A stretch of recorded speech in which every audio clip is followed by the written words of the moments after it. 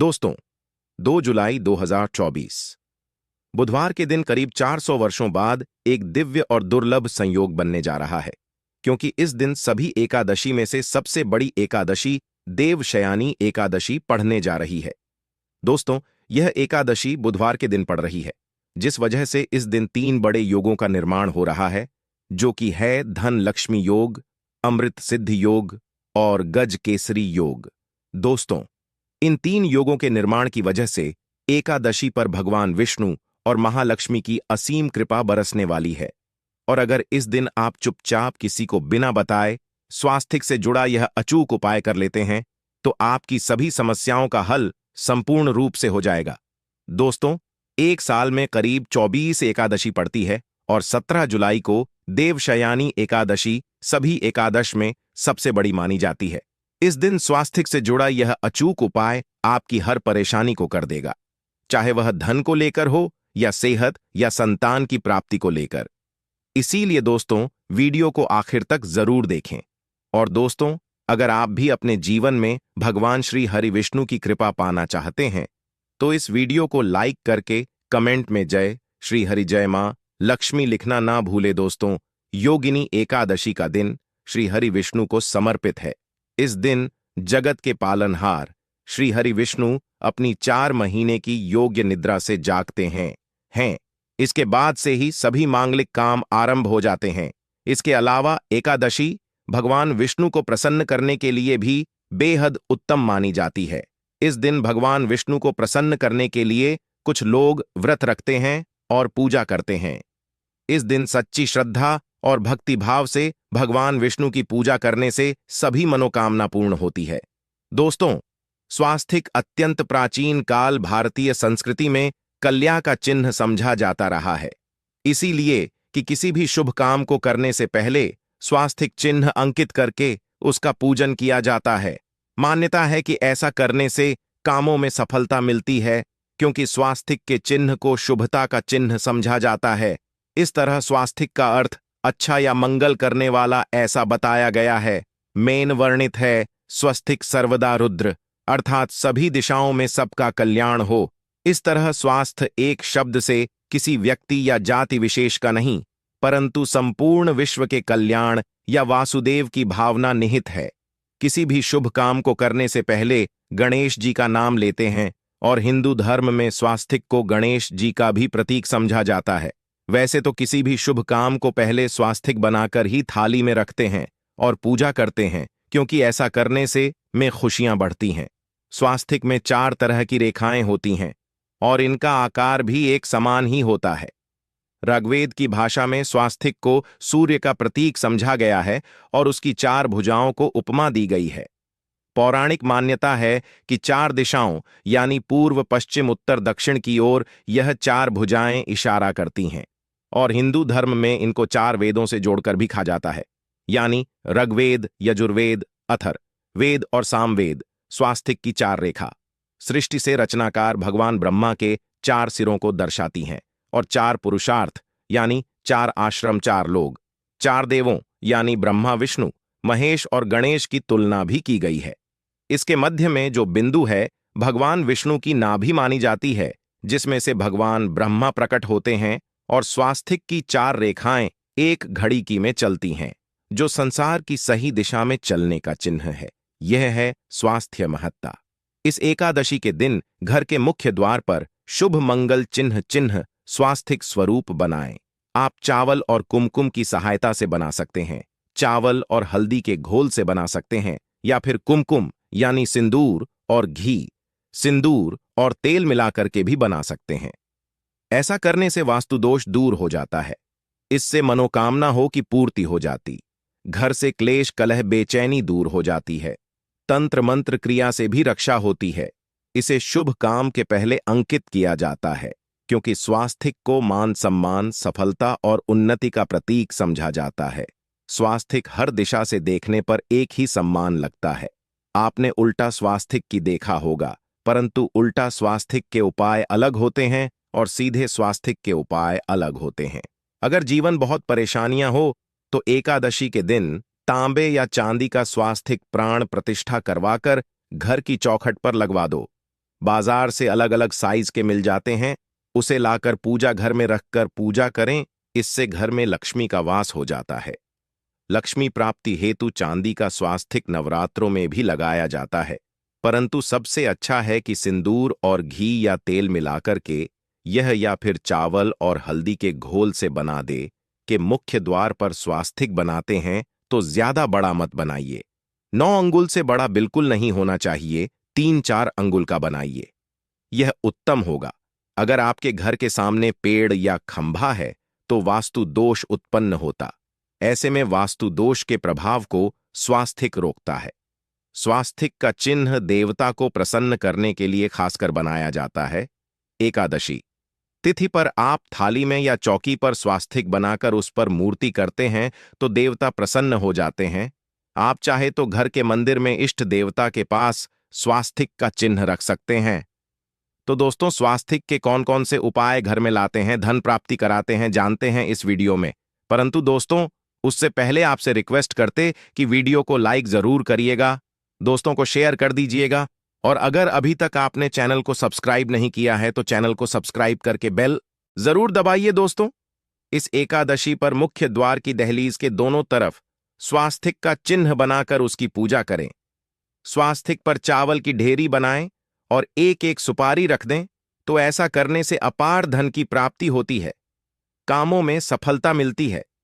इस एकादशी के दिन नहाने के पानी में तुलसी का पत्ता या बेलपत्र डालकर नहाई। यह स्नान के जल में जब आप बेलपत्र डाल देते हैं तो सभी तीर्थ स्थानों में स्नान करने सम्मान पुण्य फल आपको हासिल हो जाते हैं। आप चाहे तो मैं कुशाघास भी डालकर नहा सकते हैं।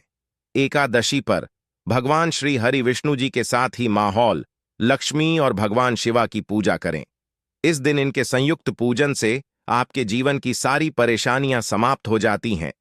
इस दिन आप अपने घर के पूजा स्थान पर एक में कुमकुम से स्वास्तिक बना ले। स्वास्तिक के ऊपर थोड़े से अक्षत और एक सुपारी रख दे। इसे 21 दिन तक वही रहने दे। बाद में सुपारी को उठाकर की मूर्ति के पास रख दे। 2 दिन तक यह बने रहने से आपके जीवन में कभी धन की कभी कमी नहीं होती। इस एकादशी पर आप यह उपाय कर लेंगे तो लंबे समय तक यह आपको लाभ देता रहेगा। पितरों की कृपा पाने के लिए भी स्वास्तिक काम आता है। इसके लिए स्वास्तिक का चिन्ह घर के मुख्य द्वार के गोबर से बनाना चाहिए। इससे घर की सुख शांति बनी रहती है, पितरों की कृपा बरसती है। दोस्तों, कहा जाता है कि एकादशी के दिन पीपल की जड़ में अगर 1 लोटे जल में 1 छुटकी काले तिल और थोड़ी सी शक्कर डालकर जल अर्पित करें तो इससे पितृदेव की विशेष कृपा मिलती है और धन लक्ष्मी भी प्रसन्न हो जाती है। धन दौलत सुख समृद्धि यश मान सम्मान में वृद्धि होती चली जाती है। अगर आपकी कोई विशेष मनोकामना है, उस मनोकामना की पूर्ति के लिए आप एक विशेष उपाय कर सकते हैं। दोस्तों, कई बार लंबे समय तक हम किसी मनोकामना को लेकर चलते हैं, अनेक प्रयासों बाद भी पूर्ण नहीं हो पाती। ऐसे में एकादशी के दिन आप आसपास के किसी भी मंदिर में जाकर मंदिर की दीवार पर सिंदूर से उल्टा स्वास्तिक बना दें। मनोकामना पूर्ति की प्रार्थना भगवान से करें, जरूर पूर्ण हो जाएगी। और जब आपकी मन्नत पूरी हो जाए तब जाकर वहीं पर सीधा स्वास्तिक बना दें और भगवान को धन्यवाद दें। इस एकादशी पर भगवान श्री हरि की पूजा करेंगे तो उन्हें 2 हल्दी की गांठें जरूर अर्पित की और बाद में हल्दी की गांठ को पीले कपड़े में लपेटकर तिजोरी में रख दें। आपने पहले भी हल्दी की गांठें रखी हो है तो उसको ही पूजक वापस रख दे। दोस्तों, एकादशी पर विष्णु जी की पूजा में उन्हें केसर कमल का पुष्प के लिए गेंदे का फूल अर्पित करें। जिस थाल को आप गन्ने से बजाएंगे उस थाल में भी सिंदूर से एक स्वास्तिक का चिन्ह जरूर बना लें। उस स्वास्तिक के दोनों तरफ 2 खड़ी रेखाएं भी बनाएं। फिर उस थाली को हुए प्रभु को जगाए मंगलाचार कीजिए। यह स्वास्तिक का चिन्ह आपके जीवन की सारी परेशानी को दूर करेगा, जीवन में खुशी। इस एकादशी के दिन विशेष मंत्र का जाप जरूर करें। आप मंत्र का जाप कर सकते हैं या फिर विष्णु जी के महामंत्र ओम नमो भगवते वासुदेवाय का, इसमें से किसी भी एक मंत्र का जाप कर सकते हैं। जो भी मंत्र आसान लगे उसका जाप कर ले।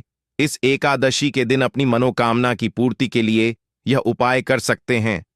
आप तुलसी में जब जल अर्पित करेंगे तब 1 लोटे में जल लेकर उसमें छुटकी हल्दी, 2-4 बूंदे दूध, थोड़ी सी मिश्री और एक छुटकी अक्षर डालकर ही अर्पित करें। और शाम के समय तुलसी के समक्ष घी का दीपक जलाए, इस दीपक में एक सिक्का रख दें और बाद में इस सिक्के को उठाकर संभाल के रखें। तुलसी को विष्णु प्रिय भी कहते हैं, इसलिए देवता जब जागते हैं तो सबसे पहले प्रार्थना तुलसी की सुनते हैं। वैसे यह सिक्का रोज के दीपक में भी आप डालकर दीपक जला सकते हैं। ऐसा करने से ऐसा का सिद्ध हो जाएगा। फिर जब भी महत्वपूर्ण काम से आप घर से बाहर हैं तो इस सिक्के को साथ में रखकर निकले। आपको काम में सिद्ध जरूर हासिल मिलेगी। इस दिन दीपक का उपाय जरूर ही करें। एक दीपक घर के मुख्य द्वार पर अंदर की तरफ से या फिर पास के किसी मंदिर में एक दीपक, तुलसी के नीचे एक दीपक अपने घर के पूजा स्थान पर इस दिन जरूर जलाए। पूजा के बाद आरती जरूर करें। आरती की थाल में कुमकुम से स्वास्तिक बनाकर उस पर फूलों की पंखुड़ी और थोड़े अक्षत रखकर फिर दीपक जलाकर प्रभु की आरती करें। सर्वोत्तम होगा। परंतु याद रखें कि भगवान श्री हरि विष्णु को अक्षत अर्पित नहीं किए जाते, मां लक्ष्मी को अर्पित किए जाते हैं। अगर विष्णु जी को अर्पित करना चाहते हैं तो हल्दी से रंगा कर्रर ही पी लें। अक्षत अर्पित करें तो दोस्तों विधि विधान से इस दिन पूजा आराधना करें। स्वास्तिक के उपाय जरूर करें और विष्णु जी के साथ ही शिवाजी और माता लक्ष्मी की असीम कृपा को सुंदर बनाए। दोस्तों, भगवान विष्णु की कृपा के लिए इस एकादशी के दिन स्नान करते समय पानी में एक चुटकी हल्दी डाल लें। इसके बाद स्नान करें और पीले रंग के वस्त्र धारण करके भगवान विष्णु की विधि विधान से साधना करें। इस एकादशी के दिन श्री हारिका सबसे पहले गाय के दूध से और फिर शंख में गंगा जल भरकर स्नान कराए। इसके बाद उन्हें पीले रंग के वस्त्र अर्पित कर मानता कि इस एकादशी के दिन ऐसा करने से भगवान विष्णु का विशेष आशीर्वाद हासिल होता है। इस एकादशी के दिन भगवान विष्णु की पूजा करते समय उन्हें केसर अथवा पीले चंदन या हल्दी का तिलक लगाए। साथ ही साथ भगवान विष्णु के प्रिय पीले रंग के फूल और पीले फल चढ़ाए। मान्यता है कि इस उपाय को करने से भगवान विष्णु शीघ्र ही प्रसन्न होकर भक्तों को मनचाहा आशीर्वाद देते हैं। आपके नजदीक भगवान विष्णु का मरना हो तो आप भगवान विष्णु के अवतार भगवान श्री कृष्ण की मूर्ति की भी पूजा करके इस एकादशी का पुण्य फल हासिल करें। ईश्वर की साधना आराधना में मंत्र जप का विशेष महत्व होता है। ऐसे में राम दरबार की तस्वीर अपने घर में लेकर आए और श्री राम दरबार की तस्वीर का पूजन करें, या उनकी मूर्ति या उनसे जुड़ी किसी तरह की कोई चीज आपके पास है तो आप उनका पूजन करें। सारे देवी देवताओं का आपको आशीर्वाद मिल जाता है। हनुमान जी से लेकर सीता माता, भगवान श्री राम और अन्य देवी देवताओं का भी आशीर्वाद मिल जाता है। निश्चित तौर पर अपने घर के पूजा घर में एक साथ आप यह तस्वीर रख सकते हैं। इससे आपके जीवन में राज्य योग की हासिल हो सकती है। दोस्तों, इसी तरह यदि आप अपने घर के पूजा घर में या किसी अन्य स्थान पर यदि कोई तस्वीर रखना चाहते हैं और उसे लगाकर अपने घर में लाभ हासिल करना चाहते हैं तो अपने घर में या पूजा आपको निश्चित तौर पर त्रिदेव की तस्वीर या मूर्ति एक ही स्थान पर लाकर अवश्य रखनी चाहिए। ब्रह्मा, विष्णु और महेश, इन तीनों की संयुक्त से एक साथ तस्वीर अपने घर के मंदिर में या अपने घर में कहीं भी लाकर रख देनी चाहिए। समझा जाता है कि इन तीन देवताओं के एक साथ दर्शन करने मात्र से हमारे बड़े से बड़े विघ्न और बड़े से बड़े कर्ष ऐसे ही समाप्त हो जाते हैं। इसी वजह से इन तीनों की एक साथ में तस्वीर या मूर्ति लाकर आपको पूजा अवश्य करनी चाहिए।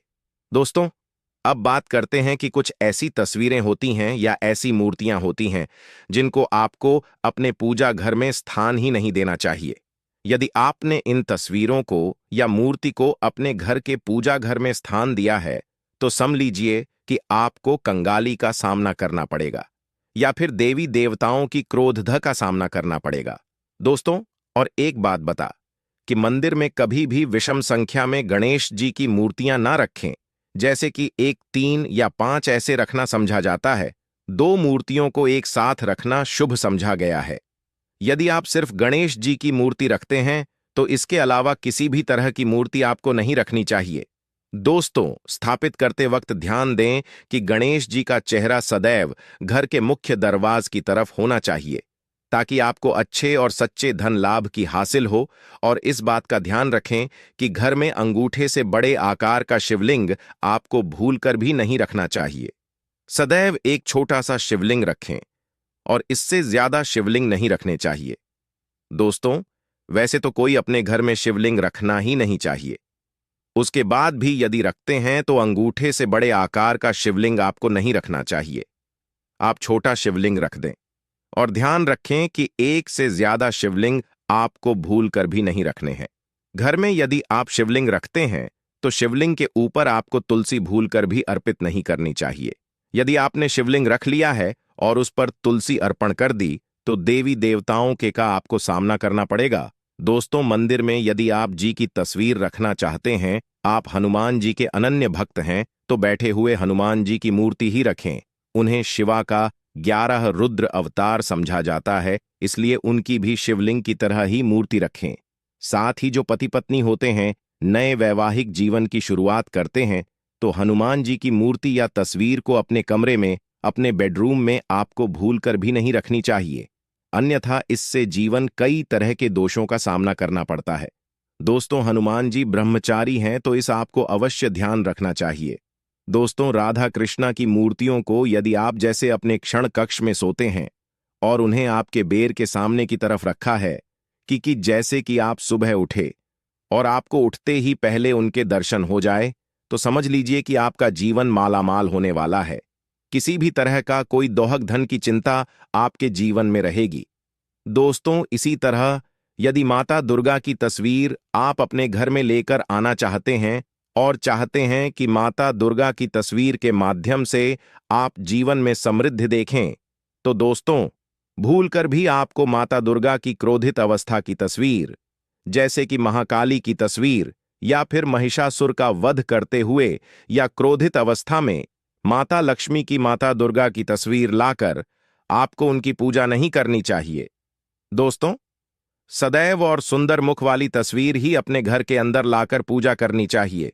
इसे बहुत ही शुभ और मंगलकारी समझा जाता है। दोस्तों, इस बात का ध्यान रखें कि यदि आप अपने घर में मूर्तियां रखते हैं तो आपको इन पर भूलकर टूटे चावल नहीं चढ़ाने चाहिए, और बेहतर होगा कि आप हल्दी में चावल को पीला करके ही वह चावल चढ़ाएं, किंतु टूटे हुए चावल आपको भूलकर भी माता लक्ष्मी को या अपने घर में देवी देवता नहीं चढ़ाने चाहिए। दोस्तों, इसी तरह इस बात का भी ध्यान रखें कि अपने घर के मृत परिजनों की या पूर्वजों की तस्वीर मंदिर में स्थापित ना करें। ऐसा करना अशुभ समझा जाता है, और यदि आप ऐसा लगातार कर रहे हैं तो निश्चित तौर पर आपके परिवार के ऊपर दोष लग सकता है। पितरों का भी दोष सकता है। पितरों की पूजा एक अलग स्थान पर की जाती है, घर के मंदिर में उनको स्थापित नहीं किया जाता है। दोस्तों, इसी तरह भगवान भैरव की तस्वीर या भगवान शनिदेव की, राहु केतु की, इस तरह की तस्वीरें अपने घर में नहीं लेनी चाहिए। प्रतीकात्मक रूप से आप घर के पानी रखने के स्थान पर उनकी पूजा कर सकते हैं, क्योंकि इनकी साधना तंत्र मंत्र और खास पद्धति से की जाती है। घर के अंदर आप ऐसे ही इनका पूजा पाठ नहीं कर सकते। तो दोस्तों, आज के लिए बस इतना ही आपसे निवेदन है कि आप हमारे चैनल को सब्सक्राइब करें और अपने दोस्तों के साथ शेयर करें। आप सभी का धन्यवाद।